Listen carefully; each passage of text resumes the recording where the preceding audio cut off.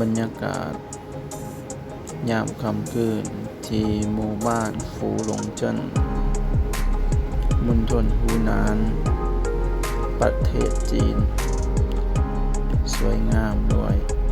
ไฟแสงสีรอบๆซึ่งว่าอยู่ณสถานที่นี้มีความโดดเด่นอยู่ในช่วงเวลากลางคืนเนาะซึ่งที่เฮาเห็นอยู่นี่เนาะสิเป็น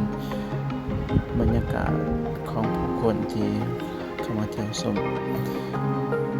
เดี๋ยวนี้จะเป็นไฮไลท์ของสถานที่นี้เนาะก็คือสิมีน้ำตกอยู่กลางหมู่บ้านของเขาเจ้าเนาะซึ่งว่าสิเป็นสถานที่ที่มีความโดดเด่นและก็สวยงามดึงดูดนักท่องเที่ยวจากหลายๆบ่อนที่เข้ามาเที่ยวชมฟูหลงเจิ้น